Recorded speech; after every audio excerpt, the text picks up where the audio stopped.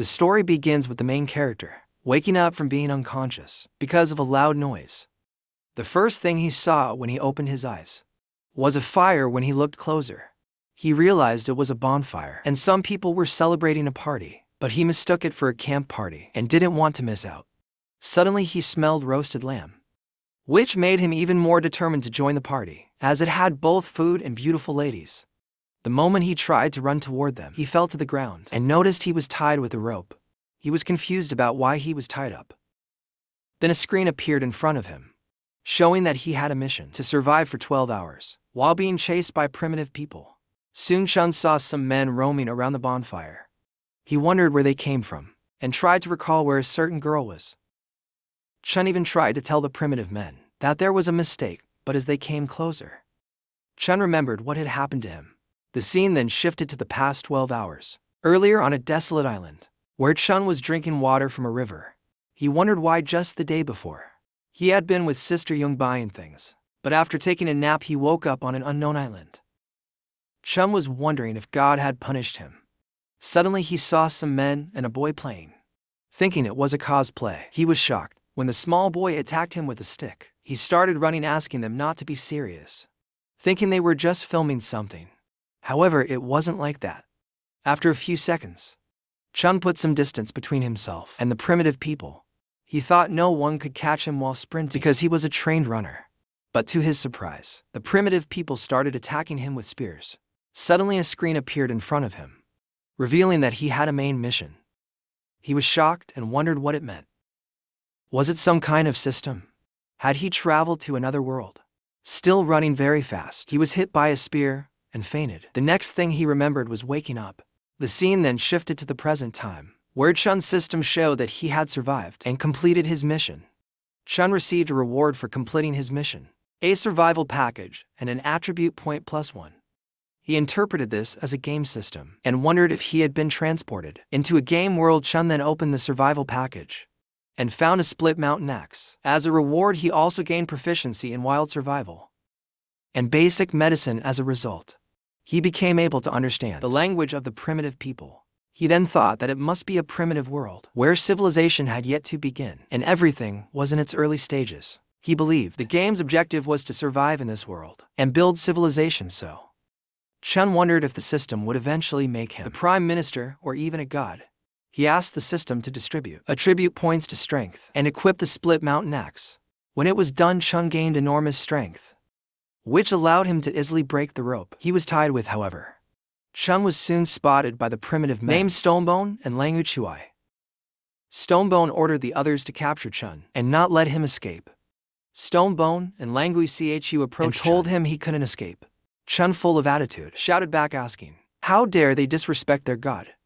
Stonebone asked what they didn't know. Seeing Langu Chu, Chun thought he must be the leader. He told Stonebone that he had been sent from heaven to dominate them, and because they had disrespected him, he had to punish them. Hearing this, Stonebone became furious and ran towards Chun to attack him. Chun's system displayed a new mission. He had to deter the primitive people and subdue them to become their leader. It also warned that the penalty for failure would be losing the split mountain axe. Seeing this, Chun became tense because without the axe, he doubted he could survive in such a time and place. Determined not to lose in any scenario, Chun blocked Stonebone's attack, but the ground around them cracked under the force. Seeing the force of Stonebone's attack, Chun was surprised by the strength of the primitive people. However, he knew that his body had been enhanced and wasn't weak, either with full power. Chun pushed back, and to his surprise, Stonebone's weapon was cut in half. Everyone in the primitive camp was stunned by Chun's display of strength. Sensing something bad was about to happen, Chun had a sinking feeling. Suddenly Stonebone shouted and ordered everyone to charge at Chun together. Stunned, Chun started running away, questioning why Stonebone had agreed to a duel, but now the whole gang was teaming up against a 24-year-old boy. As one boy tried to attack him, Chun dodged and swiftly countered furiously. Chun warned them not to go overboard, claiming he could take down 5 people alone before dying, and demanded they move back. He realized that if those barbarians attacked him together, he would easily die within seconds. Suddenly, to Chun's surprise, every barbarian started getting scared and running away from him. He wondered what had happened. Suddenly his system showed that he had a side mission. to help the primitive people by chasing away a ferocious saber-tooth. And it had been automatically accepted. Chun was initially confused reading the mission, but his confusion vanished when he realized that a saber-toothed tiger was indeed standing behind him. The moment Chun saw it, he started running to save himself. The tiger chased Chun relentlessly, attacking him as he ran. Chun was tense, wondering why everyone seemed to want to eat him. He couldn't understand why the system would give him a mission like that, knowing that even one bite from the tiger could make half his body disappear. Suddenly Chun felt a claw attack from the tiger, which hurt him badly. He realized that fighting head-on wouldn't work in any sense, so he knew he had to calm himself down and think wisely. He noticed smoke rising from a fire and remembered that saber-toothed tigers, like most beasts, were afraid of fire. Chun decided to use this knowledge to his advantage and planned to maneuver out of the situation. He then challenged the tiger to confront him head-on. As the tiger attacked, Chun tried to slide away downward. But to his shock, the tiger used his body as a surface to jump off of. Shocked, Chun started running again. Deciding not to trust movies anymore, with no other choice, he ran towards the bonfire, using plants and other objects as cover to reach his destination safely, dodging and hiding. Chun managed to reach near the bonfire. He quickly grabbed a stick with fire on it and tried to scare the tiger away. To his relief, the tiger was indeed frightened by the fire. Now Chun called out to the tiger to come and fight, but deep down he was hoping the tiger would retreat. Suddenly he heard a strange sound, and intensely wondered it was some kind of larger monster approaching him. Hearing the roar of another monster or animal, the saber-toothed tiger became tense and in fear. It ran away seeing this. Chun wondered what had scared the tiger off, and if it was running away. He considered what he should do next. Suddenly, Chun's system showed that the mission had been completed, and he received the reward of 2 attribute points. Hearing the sounds again, Chun decided to leave the area first, prioritizing his safety for the time being. He asked the system to allocate 1 point each to strength and agility. With enhanced agility and speed, he sprinted towards the primitive people. Chun noticed a significant increase in his agility and speed seeing Chun alive. Stonebone was surprised and asked him in confusion why he hadn't been eaten by the saber-toothed tiger. Chun smiled and replied that to him, the saber-toothed tiger was just like a kitty. So, Chun easily defeated the saber-toothed tiger, causing it to run away in fear. Afterward, Chun smiled, hoping that now the primitive people would admire him. Chun received a new mission to assist the primitive people in building their homes, establishing a tribe, and increasing the population to 50. Within 18 days, Chun counted and found that there were only a total of 15 people, including children, to expand the tribe to 50 people. He realized he would need to assimilate other tribes into theirs. The scene then shifted to nighttime, where everyone was sleeping, but Chun couldn't sleep because he was hungry. He decided to go and find some food for himself. He noticed that the primitives were so brave that they didn't keep anyone on watch while sleeping. However, his stomach growled again, prompting him to prioritize finding food first. He remembered the roasted lamb he saw earlier, but he was confused and tense about whether to go for it. If a saber-toothed tiger could scare someone, it meant there was something very frightening nearby. Chun tried to reassure himself that he wouldn't encounter the monster because he needed to find food no matter what. So with his axe in hand, he moved towards the place where he saw the roasted lamb earlier. Sometime later, Chun cautiously reached the place where the roasted lamb was. He approached carefully, mindful of any dangers. As he got closer, he noticed there were other prey animals nearby. Now that he was a leader, he knew he couldn't only think about himself. So he gathered all the other prey animals. On his way back, he had a strange feeling and suddenly fell into a pit. Curiously, he shouted about who dug the hole there. However, upon closer inspection, he realized it wasn't a hole at all, but rather huge footprints left by a monster, or a large animal like a dinosaur. He then thought that, after encountering the saber-toothed tiger, he should have realized this wasn't just a barbaric place, but an era where history's scariest and deadliest creatures lived. He quickly decided to find a safe place for everyone, knowing he couldn't delay for long. The next morning, the primitives were fighting over the food. Seeing this, Chun became frustrated and shouted at everyone to stop snatching food from each other. He realized that the primitives still didn't understand modesty or economy, and he knew he had many things to teach them. Chun then announced that the current food would be given priority to the hunters who had joined him on the hunt that day. Stonebone added that they usually took turns hunting, and the previous day it had been him, Ah Gun, and Huang Shi. Now it's Liu Ting. He Ju Jiao and Langwo Chus for the present-day hunt. Stonebone suggested that everyone wanted to come. If their king was going, everyone agreed with Stonebone. But Chun noticed the boy named Sam, who had attacked him the previous day. Chun thought that Sam might be afraid. He was holding a grudge against him, so he decided he needed to find a way to cheer Sam up. Chun announced to everyone that whoever wanted could come with him, as he was searching for a place to build them a home. Hearing this, a girl named Mia came forward and asked what home meant. Chun explained that home was where they would live together as a community, much like how tree roots provide nourishment and security for current and future family members. Hearing this, Mia happily came and hugged Chun, asking if she could live with their king. Chun responded warmly, saying that everyone would be part of one big family in the future, and they would all live together. Mia got excited and started saying that the king was willing to live with her and have kids. Stonebone asked Chun where they were going to build their home. Chun gathered everyone and explained that they needed to find open land, with mountains to the north and rivers to the south. And in that way, they would have access to drinking water, irrigation for farming, firewood, and stone materials for construction. It would also establish a relatively secure zone, reducing their risk of being attacked. He also mentioned that they could find enough seeds and wood for farming and building houses in the new location. Chun then thought it would be best if the settlement was near the seaside, as the delta could provide fertile land and a favorable environment for learning to navigate the sea. In the future, Sam responded that he knew where the place Chun was mentioning was located. Chun was pleased and asked Sam if he could lead them there.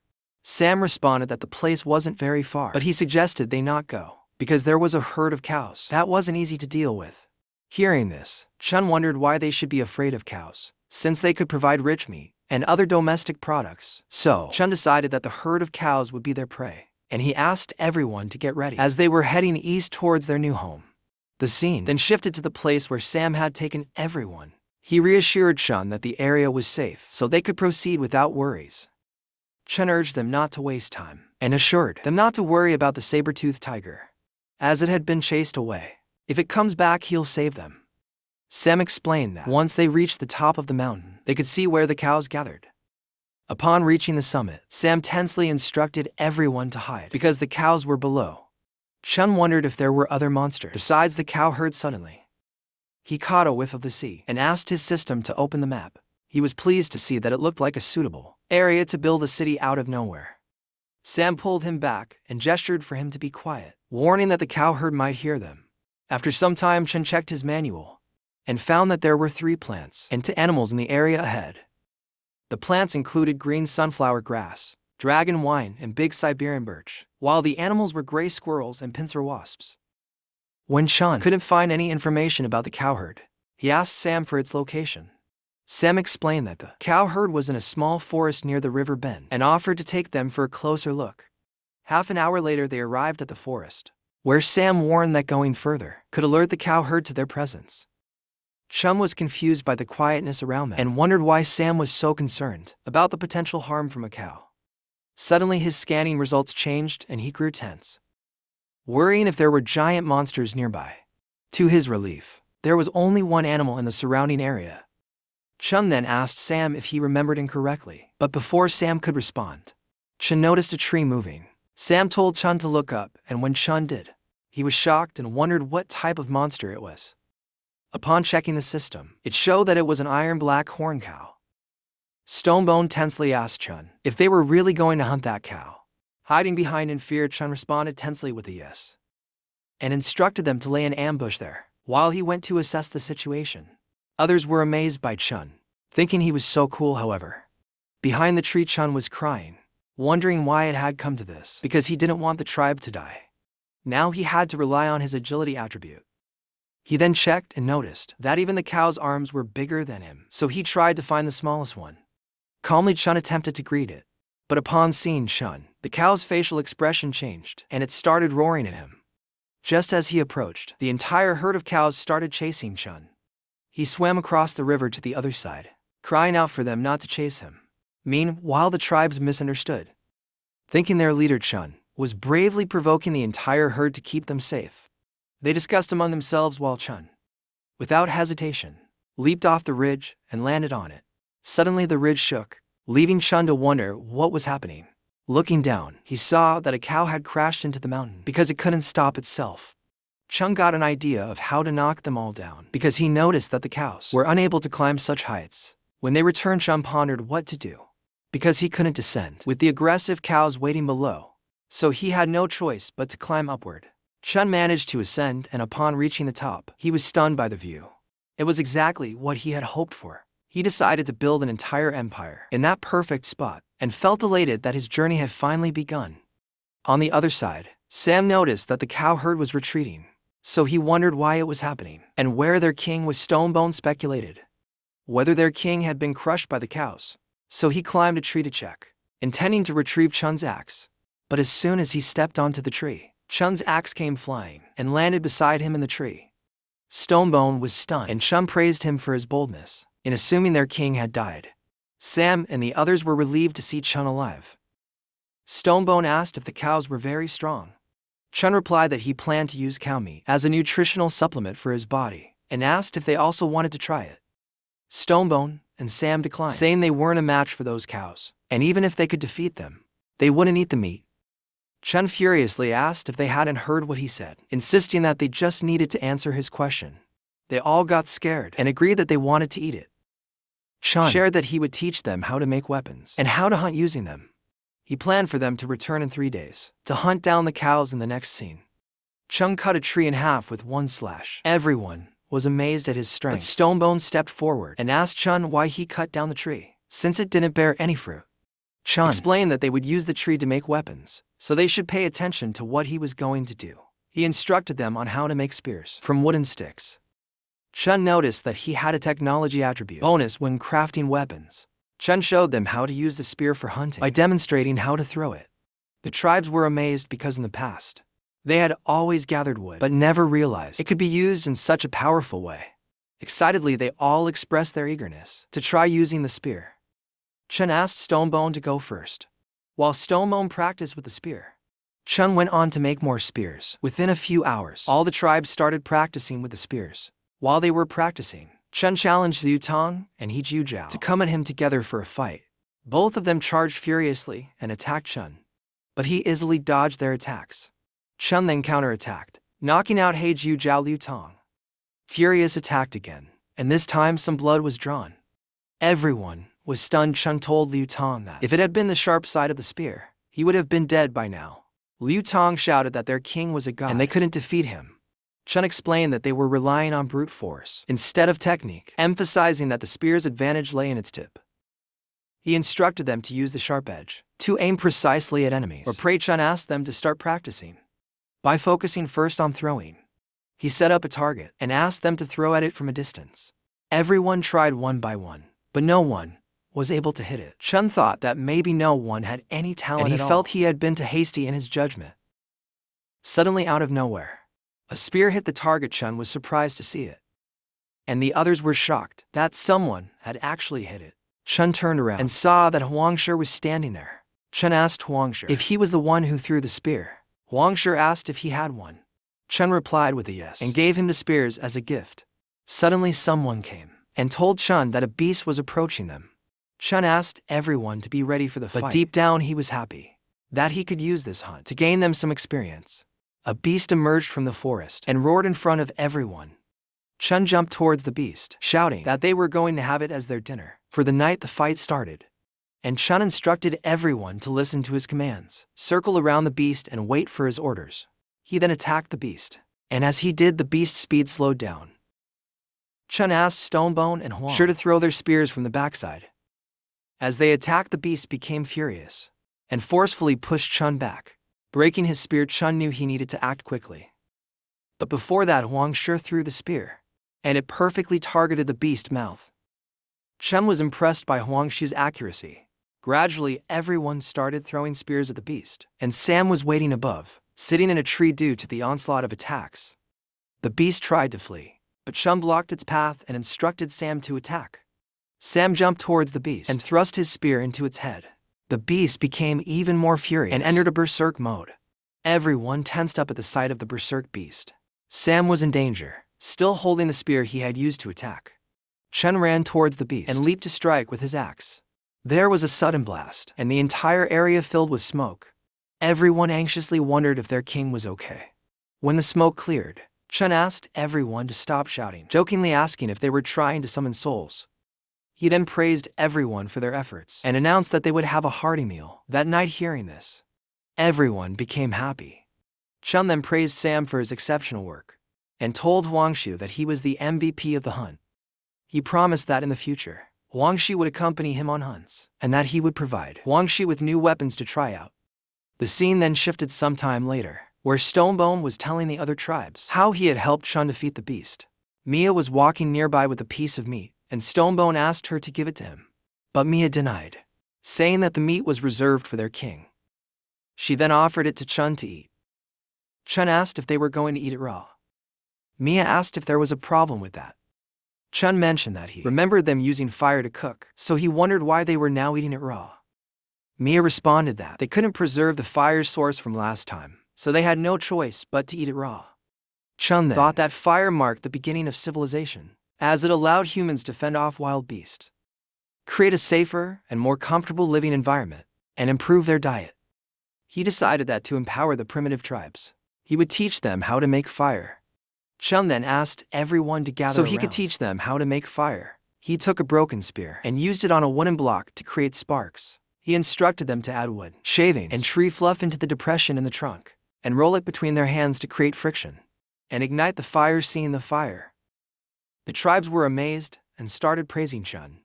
Stonebone began shouting that their king had produced fire and wanted everyone to know.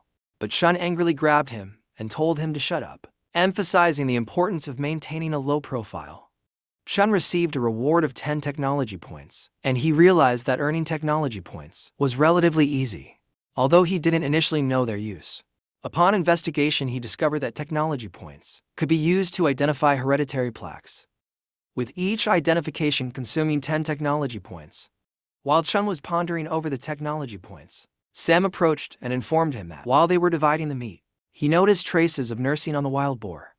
He suspected that there might be cubs nearby, and upon searching the nearby areas, he actually found them suddenly. Chun received a side quest to fence in the wild boar cubs and domesticate them.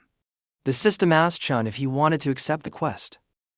Chun then asked Mia and Sam to go together and bring back the boar cubs. He tells them to be careful and not hurt the cubs because he wants all of them. Mia holds Sam's hand and they run to where the boar cubs are. Chun thought of making a pigsty before they returned, so he went and asked Stonebone to come after eating because he had some work for him. The scene then shifted to the evening, where Stonebone was carrying wooden branches and asked his friends why their king had asked them to bring so many branches. Upon returning to their den, Stonebone saw that the others were making something new. Confused, he asked Huangshu what they were doing.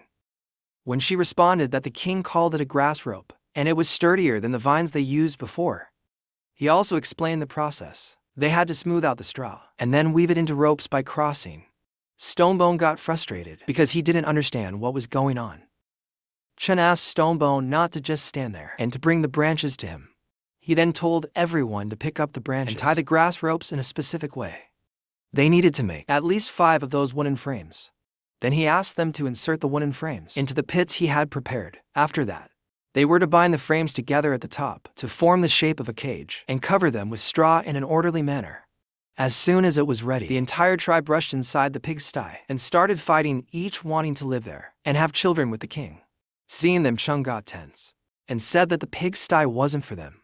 Just then Sam and Mia returned with the cubs. Chun asked Sam to put the cubs in the pigsty he had made. Hearing this, Stonebone ran towards Chun, crying and shouting that he couldn't do that. Stonebone again asked Chun how such a good nest could be given to those wild boars. Agon also hugged Chun, agreeing with Stonebone and saying they all wanted to live in that nest. Stonebone added that they wanted a home where they could cuddle with the king. Hearing that, Chun furiously threw them away, saying he didn't want to cuddle with a man. He then stated that he didn't care if they wanted to live in the pigsty, but when they built comfortable houses, neither of them would have a place in them. Agon was stunned upon hearing it and suggested that if there was a better nest available, he didn't mind living elsewhere, and Chun could let Stonebone live in it. However, Stonebone also refused to live in the pigsty. Chun then instructed Sam to put all the boars in the pigsty. Huangshu came to Chun and asked why they needed to care for those wild boars if they were meant to be their food. Chun responded by asking if they didn't want to have plenty of food to eat without hunting. Huang Shar was happy to hear it and responded with a yes. Chun explained that by raising those cubs and having them produce more piglets, they could secure a stable food source. Chun received his reward for completing the quest of taming the beast. Upon opening it, he found a packet of salt from the supply chest and learned recipes for fried eggplant, stir-fried peanuts, fried eggs, roast lamb legs, and stir-fried clams. Confused by the rewards, Chun wondered if the system was suggesting he become a chef. Considering their underdeveloped technology, his system indicated that completing these recipes could unlock special rewards. Seeing the recipes, Chun decided to give cooking a try. Late at night, everyone else was asleep except for Chun and Sam. Chun praised Sam for his daily hard work. Sam responded that he felt he had caused trouble for their king when they captured him, so he believed it was better for him to endure some hardships. Chun hugged him and laughingly reassured Sam that he held no grudges against him. He then asked Sam if there were any other tribes living nearby. Like theirs, Sam responded that they had encountered a few other tribes, but they were all unfriendly and looked quite different from them. Chun asked Sam to tell him more about where these tribes were located. Sam shared that he knew about 3 different clans nearby: the Coconut Grove clan, the Bay clan, and the Giant Stone clan. He mentioned they were located at a considerable distance, requiring at least a day and night of travel to reach their territories. Chun asked Sam to provide details about each of the clans. Sam shared that the Coconut Grove clan had around 40 members who disliked conflicts and were skilled in long journeys. Their leader was a formidable woman. Sam then described the Bay clan, noting that it also consisted of 30 to 40 members who looked terrifying. He mentioned that the Bay clan was known for constantly engaging in internal conflicts. Lastly, Sam talked about the Giant Stone clan, which was the most powerful with the largest population.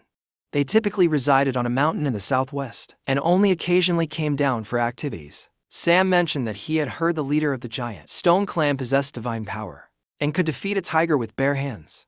After hearing about everyone, Chun thought that if Sam's intel was correct, then the Coconut Grove clan would be the most ideal first target for assimilation. He reasoned that with the other groups, full of complexities and potential conflicts, he would need to find a peaceful way to conquer them. Suddenly feeling someone behind him, Chun turned and found Mia hugging him from behind. She asked why he hadn't slept yet and if he wanted to do something exciting with her.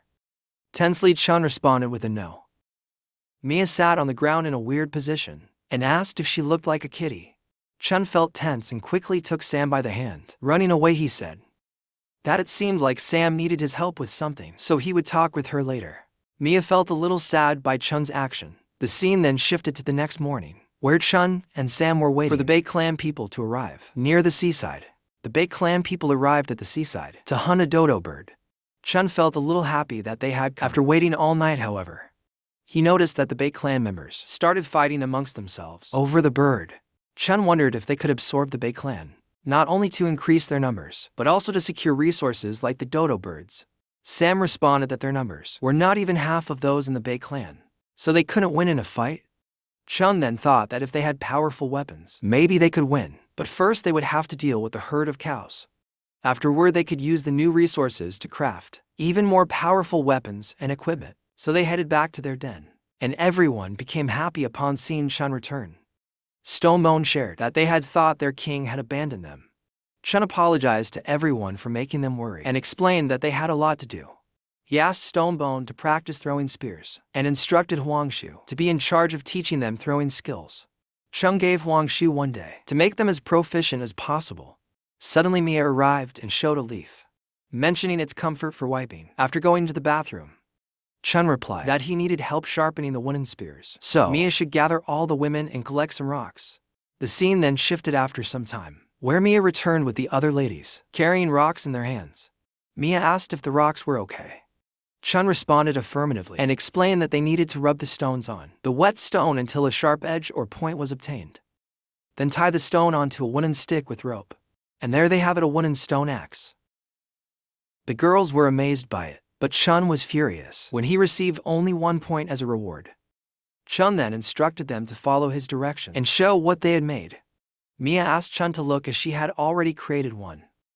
When Chun looked, he saw that Mia had made a dual-edged axe, so he praised her for it. Mia was happy to hear the praises, and then Chun unlocked a new hidden feature called Talent Discovery. When Chun looked at Mia, his system indicated that she had a talent for tool building. Mia noticed Chun staring at her, so she asked him embarrassingly why he was looking at her. Chun didn't respond to her question and instead instructed the ladies to build as many spears and axes as they could gradually. They managed to create a total of 30 spears and axes. Chun praised Mia for creating more than half of the total weapons. Suddenly, he noticed that her hands were scratched and injured from rubbing the stones. Seeing Chun show concern for her, Mia blushed at that moment. Other girls also came and asked if Chun cared about them too. Chun responded that it's not what they think, but they got very close to him. He quickly ran away from there, declaring that it was enough for the day and that everyone could take a break. As he headed toward where the men were training and practicing, he suddenly got attacked with a log of wood. But somehow he dodged it and realized it was part of the tribe's training regimen, with Huangshu teaching them well. Chun then asked Huangsha about their progress. Huangsha responded that everyone had made significant progress and could now easily hit their targets. Chun's talent discovery screen showed that Huangsha was a throwing master. Huangshu shared that Looting had great strength, but struggled with the timing of throws, and he could only unleash his potential when teamed up with Stonebone. Huang Shui also mentioned that Lang Wan Shui was the first to master the technique. What surprised him the most was the effectiveness of the yellow stone and Wolf Bone Hammer individually. They were ordinary, but when used together as a team, they alternately threw for spears and scored the highest points. Chun was happy to hear it, thinking that now they could easily deal with the horde of Black Bulls. Stonebone asked if Chun was sure about it. Chun responded affirmatively, but to be safe they should also bring the secret weapon. Huang Sha was surprised and asked which secret weapon Chun was referring to. Chun took out some black leaves and instructed everyone to look closely, asking them to collect as much as they could. He warned them not to touch the leaves with any open wounds on their hands, as the leaves contained a natural paralyzing drug. The scene then shifted to nighttime, where Chun beat a stone to make a mortar out of it. Meanwhile, Mia brought all the spears they had and asked Chun why he had dug a shallow pit in the stone. Chun responded that it was a mortar, and Mia would soon understand its use. He then asked her to gather all the ladies and use the stone club to crush the leaves in the pit. After crushing them, they were to apply the mixture on the tips of the wooden spears. Luton came and asked Chun about the men, expressing their desire to join in with the club. Chun asked them to stay and rest, explaining that he needed them in the morning for the hunt. The scene then shifted some time later, where Chun was eating grilled meat and putting salt on it. Suddenly, Mia came and threw a spear towards him, letting him know that the application had been done. Chun stood up and asked the ladies to stay behind to guard the place and their children. He instructed the rest of the people to accompany him to the mountain. Everyone became happy and prepared their weapons, ready to show the monsters what they were capable of. The scene then shifted after some time, where they reached the top of the mountain. Agun asked the others if it was okay for their king to act as bait alone, expressing concern about the danger involved. Stonebone responded that their king was so powerful, so there shouldn't be any danger. Sam asked everyone to get ready, as there was movement near the river. Stonebone instructed Mia and the other ladies to make sure they handed out the spears on time, especially making sure Sam didn't run out of spears, as their king was taking a big risk and they couldn't afford to lose him. So let's see what actually happened. 10 minutes ago, Chun was wandering near the Black Bulls and thinking that, like last time, escaping to Stone Mountain would be the best way. But being cautious, he decided to lure a small one first. He approached the smaller bull and threw a stone, declaring himself as the leader of the gang and challenging it to come and face him. Hearing this, the Black Bull became furious, and suddenly, 3 bulls started chasing Chun out of nowhere. While running, Chun asked Stonebone to aim at the first Black Bull. Stonebone quickly ordered everyone to get ready and then threw the spears all at once. It worked. The Black Bulls were injured. Taking advantage of the distraction, Sam threw spears aimed at the bulls' necks. They all collided on the mountain, and Chun jumped towards a ledge to get higher, but his hand slipped from the edge. Somehow Stonebone grabbed his hand and saved him. Chun ordered everyone to attack the bulls while they were weakened, so they continued their assault. Stonebone took charge and began commanding the attacks.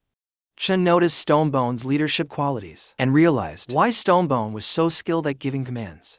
He saw that Stonebone was worth cultivating into a capable leader. Stonebone then came and informed Chun that it seemed the bulls were calming down. Chun was happy to see that the tranquilizer worked faster than he expected. Suddenly, Sam shouted tensely that the other bulls were also charging towards them. Chun was surprised to see that the bulls were faster than he expected. He asked everyone not to panic, reassuring them that everything was going according to his plan. They just needed to deal with the 3 bulls below and ensure they didn't escape. The black bulls were trying to back away, but they were moving very slowly. Seeing this, Chun realized the poison was already working, so he told the others to aim at the bulls' legs and not let them escape. So Stonebone asked everyone to throw their spears. And with that, all 3 bulls were knocked down. And lying on the ground, Chun told them to stop. But Stonebone said that now wasn't the time for Chun to be soft-hearted, as they needed to deal with those 3 bulls before the others arrived. Chun asked how many spears they had left. Mia responded that they had 28 spears. Then Chun asked Sam to check how many bulls were arriving in the herd. Sam responded that there were about 20 bulls. Chun then explained that this was why he asked them to stop, as they had a limited number of spears. Wang Shu asked if giving up meant that all their efforts dealing with the 3 black bulls so far would be wasted. Chun responded with a no, explaining that this was just part of the plan. He never intended to face the entire herd with just a few of their squad members. From the beginning, the goal was to take down the bulls' leader. It's all because after that, the remaining black bulls would just scatter and flee. To lure out the boss, they need some bait. Which is why Chun needs those black bulls alive and cannot let them go. Chun also mentioned that his original plan was to use only 1 bull as bait, but dealing with the extra 2 ended up using a considerable number of spears. Suddenly Sam shouted that he could see the leader of the black bulls, and it looked like a giant monster. The leader of the bulls roared, and all the bulls started running towards the mountain to ram into it at first. Chun and the others wondered if the bulls had gone mad, but soon Chun realized that the bull boss didn't intend to fight. Suddenly they realized that the mountain was starting to collapse. Chun shouted for everyone to hurry back and find cover, but Mia couldn't make it in time and fell to the ground as the mountain crumbled. Seeing this, Chun jumped towards the ground without thinking, asking a goon to come with him. Heju Jiao and Lang Wochui also followed, coming down to help. Now it's time for the battle, as they all had to fight no matter what. Hey Juju asked Agun what they should do, whether they should go and fight the bulls. Agun responded to not act recklessly and wait for the leader's call. At that moment Chun was tense, thinking that the bull's boss had already seen through his trap, and he was frustrated by how intelligent the bull was. Stonebone asked the others who were left on the mountain to go and protect their leader, but Chun shouted and asked them to stop, emphasizing that they needed to attack with the spears. From above now the fight began with everyone engaging. Chun wielded his axe, while others used spears and stone axes. Through teamwork, defending themselves and attacking the bulls in coordinated strikes, they managed to injure many of the bulls. Taking the opportunity, Stonebone also urged those on the mountain to throw spears at the bulls. Seeing a few bulls knocked down, suddenly all the bulls stopped, and the boss bull said something to them. To Chun's surprise, the bulls started retreating. Seeing this, Chun wondered if the herd had received an order to back off, because now the boss himself would join the fight. Out of nowhere, rain started falling and the bull boss approached, inhaling the air and breathing out flames from his mouth. Seeing this, Chun tensely asked everyone to get aside and dodge the attack. The attack was so powerful that it created a hole in the mountain and even cleared a path to the top. On the other hand, all the tribes were scared to see the attack, wondering whether it was a sound wave or the roar of the bull. The impact was so intense that everyone's morale plummeted in seconds. Realizing this, Chun asked Agun to take Mia and the others northward, while he himself would draw the bull boss's attention. He instructed Stonebone to wait for his command and declared to the bull boss that he would be his opponent. The battle started head-on, with Chun attempting to block the bull boss, but the bull boss easily threw Chun aside. Chun then considered using the path created by the bull boss's attack, but the boss bull chased Chun and slammed into the mountain, causing a big blast. Seeing this, others became tense, fearing their leader was lost, but ultimately decided not to retreat and to fight with full determination. Suddenly, Chun's axe swung and struck the boss bull's head. Chun was alive, and this happened because he had used the hole created in the mountain a few minutes ago. Chun even thanked the bull boss for sparing his life, though deep down he knew he was heavily injured. Seeing Chun alive, the tribes felt a sense of relief, but Chun shouted at Stonebone to get ready and wait for his command. The fight continued, with Agun and Heiju Jiao attempting to draw the bull boss's attention so Chun could attack from behind. Agun bravely jumped towards the bull boss, but was injured by his horn. Chun quickly intervened, attacking the bull boss's face to free Agun from the horn's grasp. The bull boss unleashed another flame attack, but everyone managed to dodge it, and Chun retaliated with a successful strike, creating a wound on the bull boss's body. He then shouted to Stonebone and Sam to throw their spears at the wound. They successfully aimed at the wounds, causing the bull boss to stumble and fall to the ground. Everyone wondered if they had won and started celebrating the victory. However, Chun remained confused, because the herd of bulls was still waiting and not attacking even after their leader had died. Out of nowhere, the bull boss stood up again and attacked Chun, unleashing a furious flamethrower. Stonebone and Huangshu were shocked to see this, and Chun himself was tense because he had let his guard down at that moment. Now the bull boss pulled the spear from his own body and hurled it towards Chun. Chun, injured and unable to move, quickly wondered if this was the end for him. To his shock, Mia stepped in between them and took the spear attack herself first. Chun was stunned, recalling the moments he had shared with Mia. Suddenly, he felt a surge of furious anger overwhelming him. Despite his system warning of overload, Chun furiously jumped towards the bull. Chun then slashed the bull boss with all his strength, from top to bottom. Surprisingly this time, the bull boss was indeed cut in half from Chun's powerful attack. Chun was in full furious mode and shouted at the rest of the bulls to come and fight him, daring whoever wanted to die to face him. As the bulls looked at each other, the moment Chun moved forward, they started retreating and running away. Afterward, Chun felt relieved, but his system indicated his life was in danger. Suddenly, he coughed up blood and began to faint slowly. Everyone rushed to check on him, but before losing consciousness, he looked at Mia and instructed them to retrieve and apply hemostatic ointment. The scene then shifted to several days later, in a pigsty where Chun woke up from unconsciousness. As he opened his eyes, he saw Ayu standing in front of him. Chun first asked if it was the pigsty he had set up, but Ayu denied it, explaining that they had moved to this place after driving away the bulls, and the shed was built for him. She then asked him to lie down, while she went to inform everyone that he had woken up. Chun asked Ayu to first tell him about Mia and Lang Jiu Chuai. Ayu responded that when they found Lang Chuai, he was on his last breath, but he recovered quickly after waking up. Lang Chuai had been standing outside, guarding Chun ever since Ayu then shared that Mia's injuries were a bit more severe, but thanks to the king's divine medicine, as long as Mia rested more, she would be fine. Everyone else was also doing well. Chun was relieved and happy that everyone was okay. Ayu agreed, saying that everyone's health had stabilized over the past 4 days. Hearing this, Chun was shocked and asked, what did she mean by 4 days? Chun checked the system and realized that 4 days had indeed passed, leaving him with only 11 days left to complete the mission. Ayu was also confused, noting that their king often seemed lost in thought, staring into the air for reasons unknown. He then tried to stand up, but couldn't. You asked Chun to rest, but he insisted he was fine, and asked her to call Stonebone immediately. She agreed and hurried out of the shed.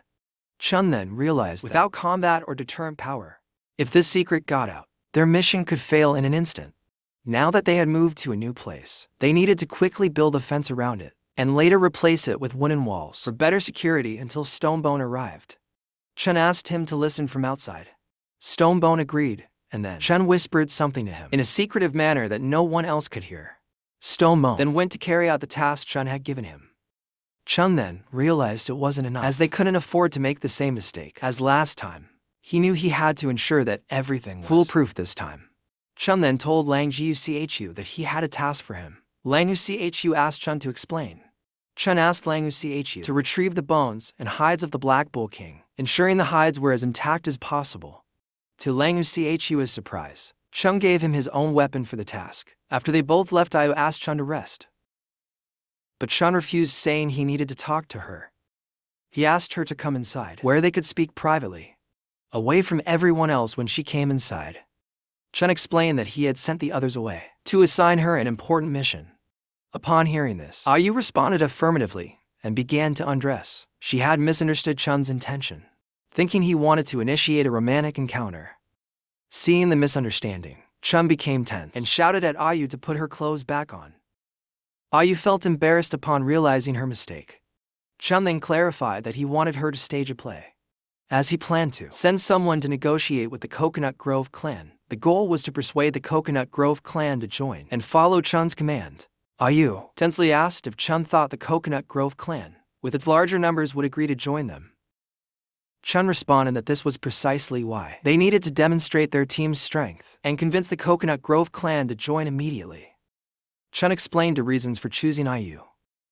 Firstly, their tribe was led by females, so as a woman, she could communicate more effectively with them. Secondly, only she knew about his current situation, as his all-out attack had caused catastrophic damage to his body. Though the ointment had prevented it from worsening, he still needed a better treatment. IU smiled and asked if they were planning to scare the Coconut Grove clan. With a bluff, she assured Chun that she knew what to do, so he could rest and leave everything to her. The scene then shifted to some time later, where Sam and IU were heading towards the Coconut Grove clan. Sam told IU that, even though the Coconut Grove clan disliked conflicts, he still believed that they shouldn't provoke them at the present time. She responded that she understood, and they continued on. Upon reaching their destination, Sam showed IU a fountain, where every girl of the Coconut Grove clan was bathing. Then, Sam pointed out the leader of the Coconut Grove clan, the person they were looking for. While they were discussing, they were discovered by some members of the Coconut Grove clan.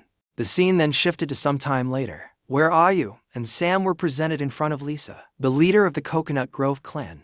The girls told Lisa that they had captured IU and Sam, sneaking around claiming they had come as envoys to visit the leader of their clan. Sam shouted that they were not mere visitors, but ambassadors, a title bestowed upon them by their king. Lisa responded by mocking them, commenting that IU lived like a slave, and the men fed the fish, with the meat serving as dinner for a few days. She then had Sam taken away from IU. IU shouted that she had expected the queen of the Coconut Grove clan to be more fair-sided, but it seemed she was mistaken. She declared that the mountain of meat they had planned to give would now go to the Bay clan instead. Lisa asked her underlings to wait and let IU finish speaking. Then Lisa asked IU if she had said there was a mountain of meat. IU responded affirmatively, explaining that it referred to a group of large black bulls living near the northern river. Lisa then asked Ahu if she wanted to join forces with the Coconut Grove clan to hunt the black bull herd. Ahu laughed and told Lisa not to underestimate them, explaining that they had already taken down the black bull herd and that the area near the river already belonged to them. Hearing this, the women of the Coconut Grove clan were stunned and murmured that you must be exaggerating, recalling how their clan had almost been trampled by the black bull herd last time. Lisa stood up and asked Io if she knew the fate of those who lied to her. I responded confidently, stating that even the largest of the black bulls had been defeated by their king. She invited Lisa to see for herself if she didn't believe it when a girl tried to warn Lisa. Ayu laughed, dismissing their concerns, and jokingly suggesting that if their king wished, he could easily topple the entire Coconut Grove clan. Sam also agreed and shared that they hadn't come to attack. They came bearing gifts and to deliver their king's invitation. He questioned why there was any doubt about their sincerity. Ayu then furiously added that if the queen lacked the courage to go herself, she could send someone to retrieve the meat. Seeing Ayu like that, Lisa became a bit tense, but still warned Ayu that they better not be playing any tricks. The scene then shifted to a moment later, where Ayu and Sam returned with Lisa and her group. Sam shared that they had returned. Stonebone shouted at Sam not to make a big fuss about it and to go help the others build the houses. Upon hearing this, a girl asked Lisa what the houses were. Ayu then informed Chun that the people from the Coconut Grove clan had arrived. Seeing Chun, Lisa became tense and felt a strong killing intent emanating from him. It felt as though she was facing an ancient beast. In reality, Chun had dressed himself as a beast from ancient times. Chun responded to Ayu that she had done well. Seeing Chun's intense demeanor and way of speaking, Lisa became tense suddenly. They heard a sound coming from the bushes. It turned out to be Mia Lang, Gutui, and Agun hiding inside, as Chun had instructed all the injured people to remain hidden so they wouldn't be visible. Agun shared that he was just curious to see what the queen of the Coconut Grove clan looked like. Chun then expressed his gratitude to Lisa and her clan for accepting his request and making the trip to their land. A girl from the Coconut Grove clan furiously asked where the meat Chun had mentioned was. Chun calmly responded that it was just around the corner and they could take as much as they could carry. When they arrived at the location, they were stunned to see a literal mountain of meat. Haijian and Lutong were cutting the meat. A girl from the Coconut Grove clan approached them to take some, but they informed her that the meat was tough. When she tried to cut it from a stick, the stick broke under the pressure. Seeing this, Lung and Heijujian started laughing. The girl shouted and asked what was so funny, stating that they were lucky to catch the bulls. During their dispute, Heijujian furiously asked if the girl wanted to fight with them. Suddenly Chun's axe slammed into the ground, causing the girls from the Coconut Grove clan to become scared and tense. Chun had thrown it to separate them and stop the fighting. Lisa nervously asks, "What kind of weapon is that?" "It's much better than our ironwood branches and bone knives." Chun then tells her to use his Pengu axe to cut some meat for the Coconut Grove clan. Hyojin asks why they are helping the girls, when they were the ones who provoked them first. Chun angrily tells him to follow orders reluctantly. Hyojin does the task, telling the girls they are lucky. Chun tells Lisa that he will make sure she can take the meat without any trouble, as he always keeps his word and it's his principle. Lisa nervously asks how he managed to conquer that herd of bulls. Chun responds that it depends on future developments, whether it's mutual understanding or personal experience. He then asks Lisa to call it a day, take the meat, and leave. Lisa says that he seems very cold-hearted. At that moment Chun was tense and thought that his last throw was a bit too much of a show-off. If it weren't for the bull leather bandage, his wound would probably start bleeding again. Suddenly it started bleeding a little, and Chun became worried about what to do next. To his relief, Ahu distracted Lisa, giving Chun time to hide his bleeding wound. Ahu told Lisa that they have some strong weapons that she could give to the Coconut Grove clan. But Lisa turned back and declined, saying those types of weapons were not suitable for them. She told Chun that they also have some powerful weapons they hadn't shown him, and hoped they wouldn't have to use them someday. Lisa then told her clan members to take whatever they could and head back. Ayu told them that if it wasn't enough, they could come back, but it would be better to come earlier, as the other clans also needed their share. While on the way back, Lisa asked how the investigation was going. Suddenly, some more girls appeared and reported to the queen. It turns out that Lisa had secretly assigned some girls to observe everything while staying hidden. The girl, named Maya, shared that they found the boys building something called a house, and inside there might be some boars, as they occasionally heard their growls. Upon hearing this, Lisa was stunned and wondered if Chun had actually built such a good dwelling for boars. Maya also shared that what was even more incredible was that Chun's clan had mastered the power of the fire god. Lisa responded that it was impossible. Maya explained that they saw them create fire out of thin air to roast the meat. Maya tried to say something more, but hesitated. Lisa urged her to speak up and not hesitate. Maya shared that Chun's clan consisted of just a little over 10 people in total, including a few children and some old men. She also mentioned that she believed Chun's clan intentionally concealed their true population size. Lisa asked Maya why she didn't search more carefully. Maya responded that since the nearby trees had been cut down, they couldn't get close without risking exposure. Therefore, they could only hide in the woods and observe from a distance. Lisa responded with an okay, and suddenly started whipping them with a whip. She then warned that if they dared to make excuses again next time, the consequences wouldn't be as simple as a whipping. Maya bowed down and thanked Lisa for not punishing them more severely. The scene shifts to Chun's place, where he was relieved, and I came over to ask about his health. Chun responded that dealing with the herd of bulls had a strong effect on him. Chun noticed that Ayu had a talent for eloquence. She then asked if, compared to the queen of the Coconut Grove clan, Chun would prefer her. Chun tensely asked her not to misunderstand anything. Chun then asked Ai to let the guys, who were hiding outside, come in and assist him in continuing to recover. He also mentioned that he would have Langu Chuai guard the entrance until he fully recovered. Ayu responded with an okay, and then mentioned that Chun was looking very cool. Upon hearing this, Chun became embarrassed and blushed. Suddenly, Sam arrived and said that Chun was truly amazing because the Coconut Grove clan had indeed set up observation posts around their camp. Just as Chun suspected, Chun asked Sam about the other task he had assigned. Sam responded that it was done, explaining that the Coconut Grove clan only saw what Chun wanted them to see and didn't see what they shouldn't. Chun then praised Sam for his hard work. Sam became happy and responded that it was nothing, mentioning that he was now going to help Stonebone and the others build the house. After Sam left to help, Ayu asked Chun whether he thought the Coconut Grove clan would truly join their clan voluntarily. Chun responded that it was too early to say, as the plan was only halfway done.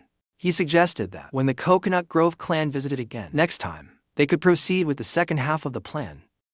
Chun then went to rest in his shed and checked his supplies, realizing he only had 11 days left and not enough time to fully recover from his injuries. He asked the system to open the warehouse and found that he only had a packet of salt and 1 tube of hemostatic ointment left for use. Chun's system showed that his axe had been upgraded to the axe of Pangu. Shocked, Chun wondered when his axe had been upgraded. He became even more tense, realizing he had overlooked it when he handed it to Langwo Ch. In the morning, he then checked his spears, and the activation condition displayed on the screen was blood sacrifice. Chun thought it must have been activated when he got injured in the battle. From the description, it seemed using creating the world must be timed correctly. It couldn't be too early or too late. He then wondered if any other weapons also had hidden attributes like his axe. However, he soon dismissed the thought because the activation conditions must be different for each weapon. Chun decided to leave it to fate. He then checked the remaining items and saw the hemostatic ointment, but there was only enough left for one use. Chun decided to save it for a critical moment. Otherwise, he could rely on swinging the axe to hunt all the creatures nearby. Chun thought that the meat the Coconut Grove clan had taken would be enough for today's, and time was limited, so he had to rely on Sam for now. He asked Langu Choi to call Sam, as he had some work for him. After some time, Sam arrived and asked what happened. King Chun asked Sam if he remembered those black bulls. They had driven away, and told him he had 2 days to find them and come back to report upon hearing the task. Sam immediately started running to complete it, shouting that he would return very soon after finding the black bulls.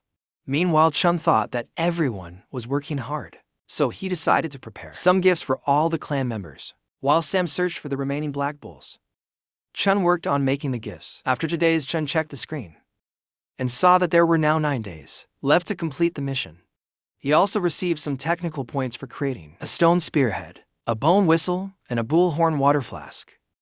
Chun thought of giving the whistle to Stonebone, making it convenient for him to command during battles or hunting the stone. Spearheads could enhance the killing power of a wooden spear, increasing their chances of victory if conflict arose with the Coconut Grove clan. Lastly, the bullhorn water flask would be for Sam. Suddenly, Ayu came and told Chun that there was good news. Their houses were built. Chun asked her to let's go and see the house. When Chun arrived to see the house, Stonebone happily showed him their creations, after which Stonebone shouted and asked if it wasn't cool, right? Chun didn't like it much, but for the time being, he responded with a yes. Hearing this, everyone became happy because now they didn't have to live in cages or search for branches anymore. Everyone was getting happy. But Chun was still a bit frustrated. Nonetheless, Stonebone went ahead and put the straw door in place, completing everything the moment they placed the door. Chun received 10 technical points for building the house. As Chun looked around carefully, he realized that the tribe had changed a lot since he arrived initially. They had been like wild beasts, surviving on drinking and fur, but now he could see significant changes in their behavior and intelligence becoming more evident. Chun then wondered if all these changes were possible because of the system, which seemed like an accelerated evolution. He then asked them to inform him when Sam would return, and headed back to his shed. Suddenly Sam arrived, shouting that he found them. Chun praised Sam for his work and announced to everyone that they could now finally move on to the second half of the plan. He then asked everyone to follow him and called Stonebone aside, saying he needed to talk to him. After a few minutes, Chun explained something to them and asked if anyone had any questions about the plan. Stonebone tensely asked if the plan would work and expressed concern about its risks. Sam reassured him not to worry, stating that he would handle it, and when the time came, Stonebone would need to lead the others with him. Chun then gave the whistle to Stonebone, explaining that he could now easily command the others. He also told Sam that he had prepared a gift for him, which he would give after the mission. Sam was delighted finally. Chun smiled and reminded them all to remember that whenever they received his signal, they had to act accordingly. Huang Shi, Sam, Stonebone, and Liu Tong were going to do the work Chun had assigned. Chun wondered that their manpower was really stretched then, so he had no choice but to assign tasks to those who were injured. So Chun asked Ayu to have Mia and Langwo build a larger bonfire in front of the wooden house, but instructed them not to light it yet. Ayu asked if it was for the guests who were about to arrive. Chun responded with a yes, and wondered if the bait they had set 2 days ago would work or not. After some time, a girl was working, when suddenly she noticed that many people from the Coconut Grove clan were heading towards their clan.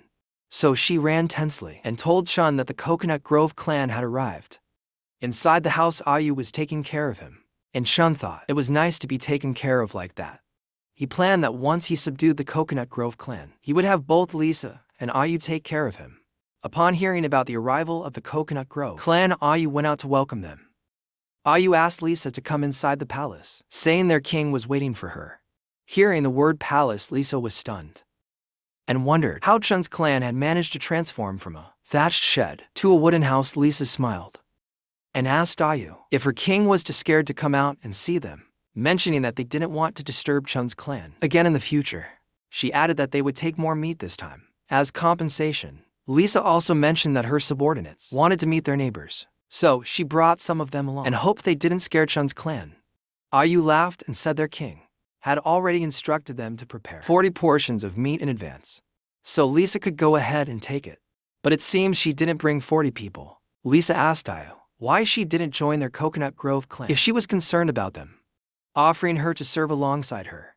Ayu responded that she had long been won over by the might of her king, so she thanked Lisa for her kindness, but declined. Ayu then showed them the place where the meat was kept, and said that if they couldn't take it all, they were welcome to eat as much as they wanted. On the spot, she also offered assistance, saying that if the Coconut Grove clan had difficulty cutting the meat, they could ask some warriors from Chun's clan for help. Lisa ordered her subordinates to go and eat peacefully while she went to meet Chun. Upon entering, Chun welcomed Lisa warmly. Lisa blushed upon seeing Chun in the elegant house, finding it very impressive, but she tried to maintain her composure and asked Chun if this was his place, noting that it looked quite decent. Chun wondered if Lisa was quite interested in the house, so he decided to continue impressing her. Chun told her that it was just a temporary makeshift house, and once they built the real palace, this place would be given to the tribes. Lisa was stunned and asked if he would let his tribe live in such a place. Chun responded that he knew it was a bit rudimentary, but he would provide them with better stone houses. Later on, suddenly, Lisa took out her whip and tied Chun with it, then quickly moved closer to him. Chun tensely asked what she was doing. Lisa responded that no one understood men better than her, and she had plenty of ways to make him willingly offer those strange things to her. Lisa was wondering if it would be enough to make Chun surrender, even though Chun found it very stimulating. He maintained a serious expression and laughed, asking if she really thought she could force him to submit like that, and if he didn't have any backup plan. But deep down, Chun was feeling despair, because he didn't have any backup plan at all. Things were out of control. His injuries hadn't fully healed, making a direct fight already tough, and now the situation was even worse for him. Suddenly, to Chun's relief, Ayu came inside and announced that everything was ready for the feast to begin. However, upon seeing Chun and Lisa in that situation, Ayu was stunned and shouted that Chun shouldn't be doing something like that. Lisa removed her whip, and Chun suggested they had talked enough, so they should go out for a barbecue. He then asked Ayu if she had lit the fire. Meanwhile, Lisa was pondering whether Chun's ability to withstand her coercion and maintain a poker face meant he truly had a backup plan, or if he simply wasn't afraid of death. Compared to the members of her clan, Chun seemed quite different in his demeanor. When they went outside, the girls of the Coconut Grove clan happily asked Lisa to come and check the meat, as it smelled really nice after being grilled. Chun also gave some salt to Ayu to distribute among the people of the Coconut Grove clan. Ayu offered the salt to everyone, suggesting they sprinkle it on their food to enhance the flavors. Lisa furiously asked Ayu what she was sprinkling. Ayu responded to Lisa that she didn't need to eat if she was afraid, but seeing her own clan's people praising the food, Lisa understood Chun was also happy seeing them enjoy, hoping they would eat as much as they could to give Sam and Stonebone more time to complete their task. The scene then shifted to Stonebone and the others who were near the black bulls. Looting asked why they needed to hunt the bulls again when they already had enough meat to finish. Stonebone responded that they were not there to hunt the bulls and instructed Looting to just follow the command. Suddenly receiving a signal from Huangshu, they all threw their spears towards the black bulls. As a result, the entire herd starts running. Stonebone shouts to Sam that the bulls are charging towards him. Sam tells them not to worry and jumps from the tree to attack the neck of a bull. After successfully penetrating with his spear, Sam shouts that he has done it, and now the bull is his.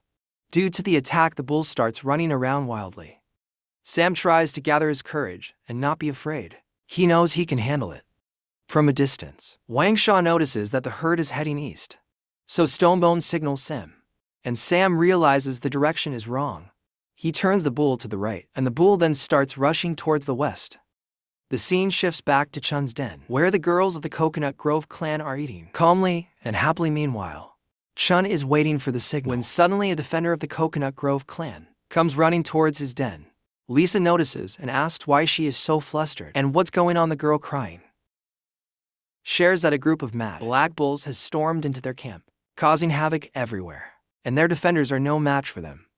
Hearing this, Lisa furiously stands up and tells everyone to get back to the base, vowing to make those crazy bulls pay. But deep down she was tense, thinking they had always kept their distance from those black bulls. She wondered what had suddenly caused this disaster. On the other side, in the Coconut Grove clan camp, the girls were unable to fight off the black bulls.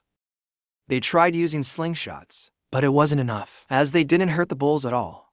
So they decided to engage in melee combat and rescue their sisters below. But the moment she jumped down, she was attacked by the bulls and was about to be hit again.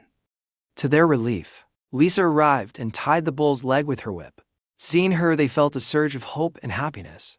Lisa furiously shouts at the crazy bulls, asking how they dare to harm her people. She knocks down one bull, but it isn't enough. The bull stands back up and charges at Lisa, ramming into her. The impact sends her flying through the air, and her whip slips from her hand. But Chun arrives just in time to catch her. He asks Lisa if she is okay. Lisa, feeling defeated, responds that she is fine, but is puzzled by how the bulls appeared out of nowhere. Standing nearby, Huangsha, Sam Liu Tong, and Stone Bone were trying to act innocent, hiding their faces here and because they were the ones responsible for the incident. Chun then angrily stares at the bulls, asking if they have forgotten the pain after their scars have healed.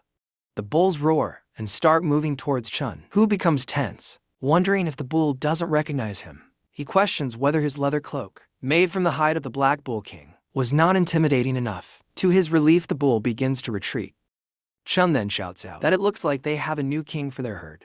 He tells the bull boss that he seems much weaker than the last one, and since he's here, he can stay without waiting. Everyone from Chun's clan attacks the bulls, and Stonebone asks Sam to focus on the bull boss. With Stonebone's assistance, Sam jumps over the bull and begins trying to control it, to ride it. Chun noticed that Sam had a talent for riding, as his clan tried to gain control over the bulls. Chun asked Lisa to leave, but she refused, pointing out that the herd had not yet dispersed. Chun stops Lisa from going to fight, telling her that she couldn't handle the monsters, and that he hadn't brought enough people, so it would be like walking into death. Lisa falls silent, unsure of how to respond. Chun asks Lisa again why she didn't temporarily bring her people to his place, where they could heal and wait for the right time to reclaim their territory. He assures her that he would provide housing, food, and ensure their safety. Ayu also urges Lisa to consider the condition of her people, pointing out that they are not in a state to fight.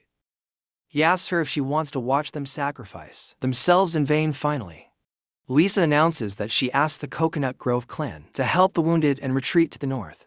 To Chun's place. Upon hearing this, a girl named Ayun became furious, but she couldn't disobey the queen's order. She told the injured to follow Chun's people. Chun told Ayu that he was giving her the responsibility to take the Coconut clan back to their camp, while he and Stonebone stayed behind to buy them some time. Ayu agreed and they all left. Meanwhile, Stonebone and the others were fighting, but Ayun also joined the fight. Seeing this, Stonebone told her to retreat if they were afraid, as they had already defeated the bulls once. So there was no need to rush. But Ayun didn't agree and attacked the bulls. Chun also told Stonebone to leave and focus on defeating the bulls, because he believed those girls were very courageous. The scene shifted to the evening, where everyone returned to Chun's camp. A girl named Maya from Chun's side happily welcomed them, saying she was glad everyone was safe. Maya also asked about Chun and the others. Ayu shared that Chun and the others stayed behind to buy them time to return with the injured ones. Maya said that the girls from the Coconut Grove clan could stay in the houses they had built. Maya sighed with relief, thinking that if it weren't for Mia and the others working hard, despite their injuries, to quickly build the houses, they wouldn't have anywhere to put the girls from the Coconut Grove clan. After that, Ayu told Lisa that everyone was settled in the houses and food and safety were guaranteed, so there was no need to worry. She also asked Lisa to rest for the time being. Lisa responded with a thank you. You sighed with relief as everything went smoothly, and remembered Chun's words. Chun had told her that the focus of the entire plan was to subdue the Coconut Grove clan with minimal cost, since they couldn't afford any more injuries after just finishing a tough battle. Now only the last step of their plan was left. The scene then shifted to the next day, Where Mia asked Heju if everything went smoothly last night. Heju responded with a yes, saying he had been guarding all night and nothing had happened. Yen was guarding Lisa's house when she suddenly felt it had become cloudy above her. Looking up, she saw it was Mia who had come to greet her. Aya intensely asked Mia what she wanted. Mia said that their king had invited Lisa to his palace because he wanted to discuss something important with her. The scene shifted to Chun, who was checking his system and feeling tense because there were only 8 days left to complete the mission. Someone knocked at the door, and it was Lisa who had come to see him. Lisa shared that Ayu had told her about the clan merger, and her answer was no, she couldn't agree to it. Lisa also told Chun not to think he could force her just because their Coconut Grove clan was temporarily weakened. Chun responded that he wasn't forcing her, he was offering a trade. He said he could teach her how to build houses, craft weapons, and make fire, and in exchange the Coconut Grove clan would need to merge into his tribe. He asked Lisa again to accept his request and stay under his protection. Chun then moved closer to Lisa and said that some things required more than courage. He reminded her that she was more aware of the brutality of the Bay clan and the strength of the Giant Stone clan than he was. He told her that right now she was like a wounded fawn, and soon the bloodthirsty beast would follow the scent of her blood and hunt her down. Lisa, frustrated, asked Chun to stop, saying she knew all that. But it wasn't that simple. She explained that she couldn't force the girls of the Coconut Grove clan to accept the rule of a stranger. Unless he defeated them in a duel, only then would the girls accept him. Lisa again asked Chun if he was willing to accept the challenge. Chun smiled and responded with a yes. Coming outside, Chun told the girls of the Coconut Grove clan that since their queen was injured and couldn't participate in the duel, to ensure fairness he wouldn't participate either. So, Chun announced that he would send Stonebone to fight on his behalf. Stonebone laughed and asked who wanted to fight him.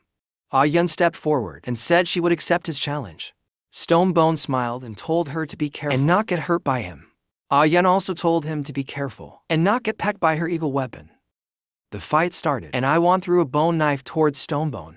At first Stonebone laughed, but then he noticed that Chun was right behind him, and if he dodged the attack, Chun would get hurt. So Stonebone blocked the first knife with his axe. But suddenly, a second knife broke through and nicked his helmet.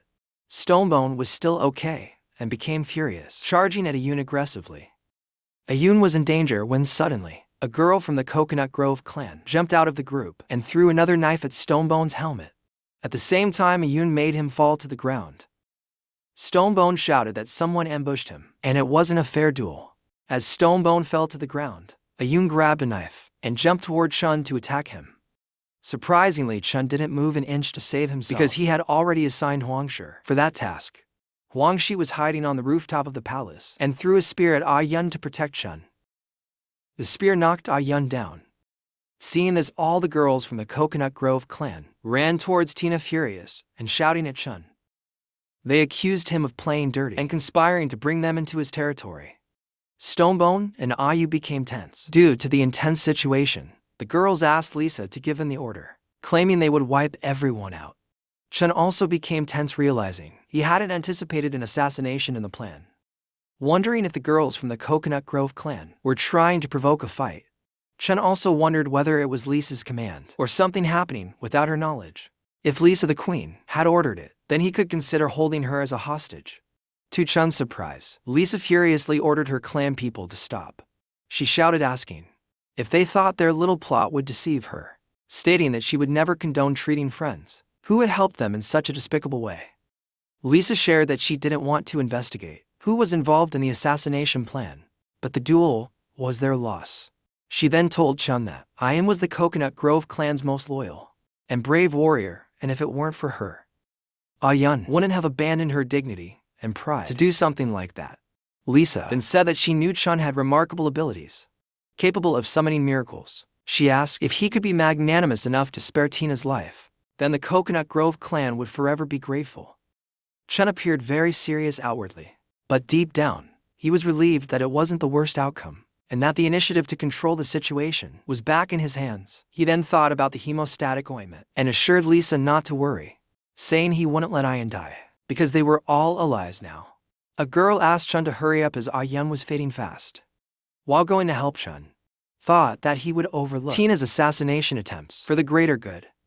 but there still had to be consequences for her actions. So, Chun decided to apply only a small amount of medicine to keep Ayan alive, but not to bring her back to full health, immediately reserving the rest of the ointment for treating his own injuries. After applying the ointment, he instructed others to carry Ayan back to her house, assuring them that she would recover in a few days.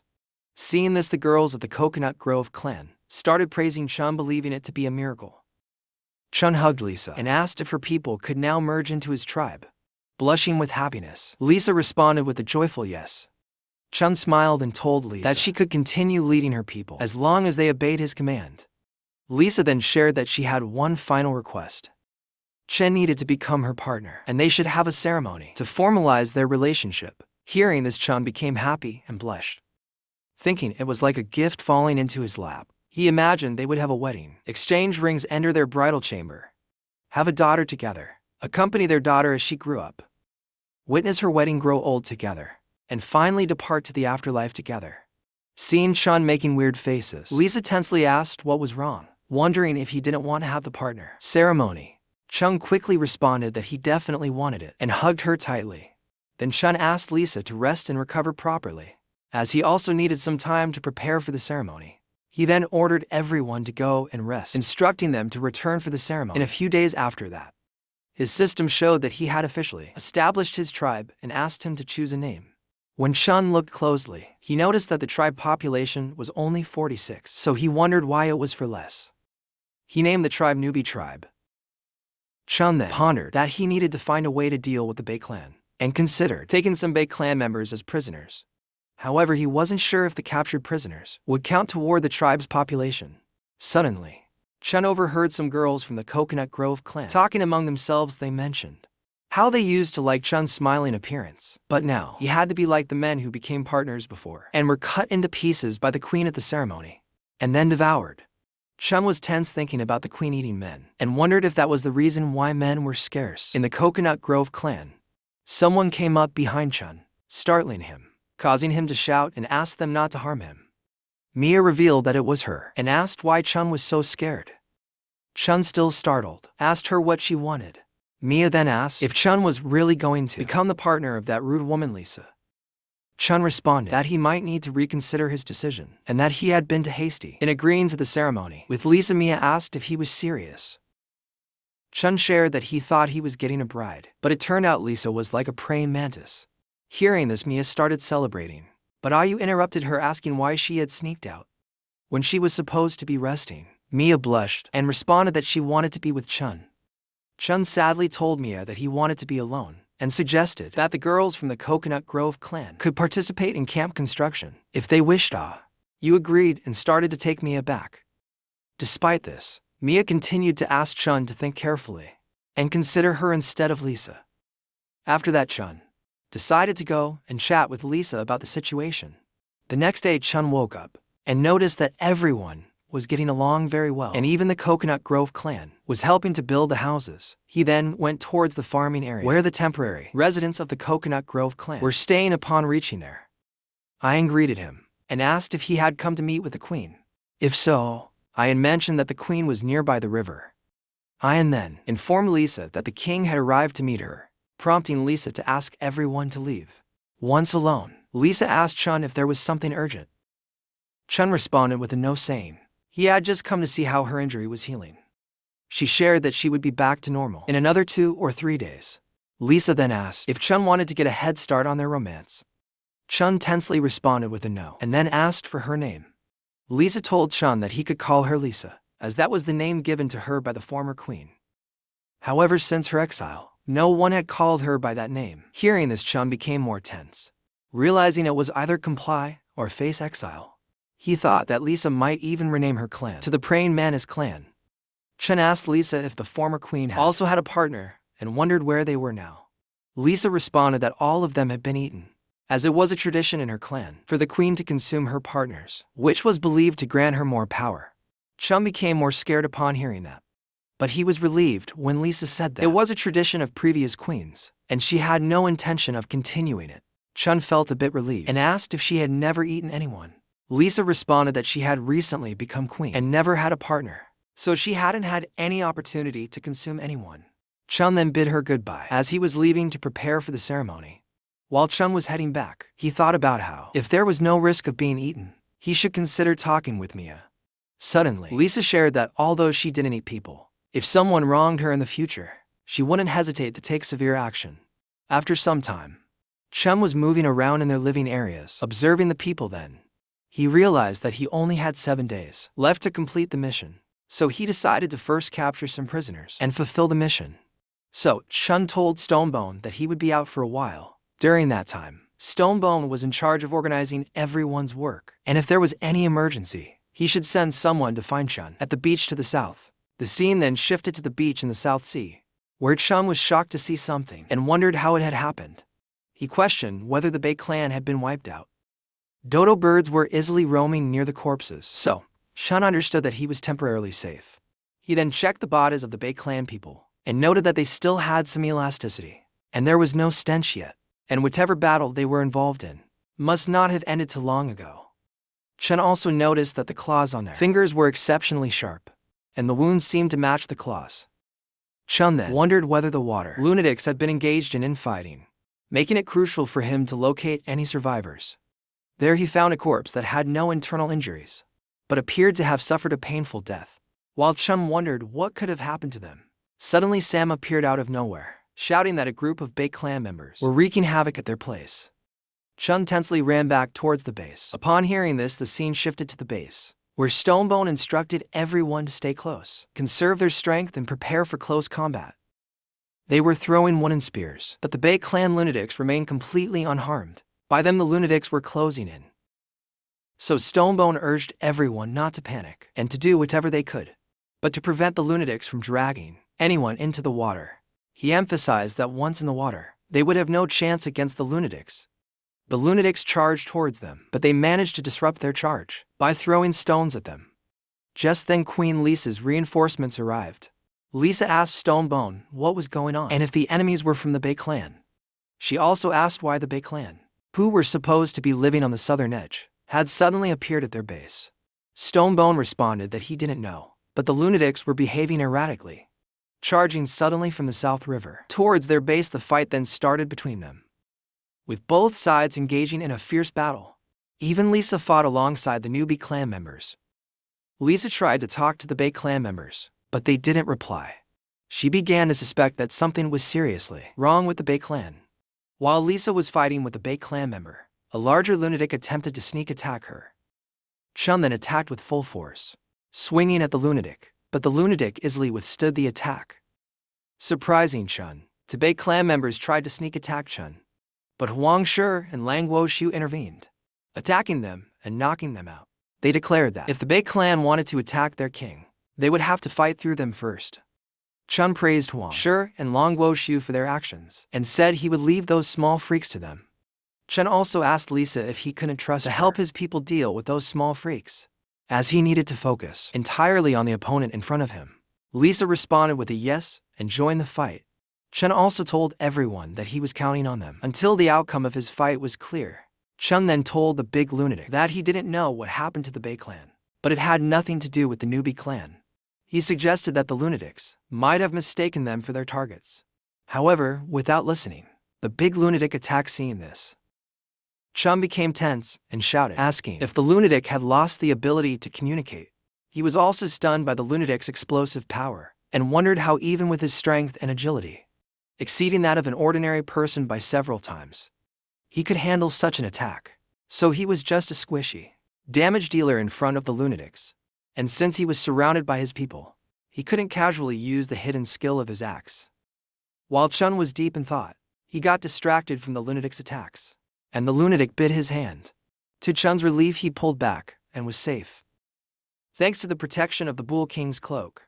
Without it, his left hand might have been torn off by the lunatics. Sharp teeth. The lunatic became even more furious and charged at Chun with full force, but Chun dodged the attack, and the lunatic took off Chun's cloak instead. Chun tensely wondered how the lunatic had become so fast. If he hadn't slipped out of the cloak, he would have been dead suddenly. Chun noticed that the lunatics stopped attacking. He wondered what was happening and why they had stopped. Out of nowhere, the lunatics started backing off. Chun realized something was strange, as the big lunatic had only ripped off the part of the cloak. Stained with his blood, he also saw that only Agan was surrounded by many Bay clan members. Chun understood that the Bay clan was using the scent of blood to lock onto targets. And in this strange state, the lunatics were acting purely on primal instinct. Chun thought about how they could use this to their advantage. Just then Sam returned and asked if there was anything he could do for Chun. Chun asked Sam to take to people and bring 3 cubs from the pigsty. Sam, confused, asked why, mentioning that the boars were supposed to be raised for future use. Chun shouted at Sam to do as he said, thinking to himself that the Bay clan was forcing him to sacrifice 3 precious boars, and he would seek revenge for it later. Chun then asked Lisa to get all the injured out of the fight. Just then Sam returned with the boars. Chun instructed Sam to let the cubs run towards the river.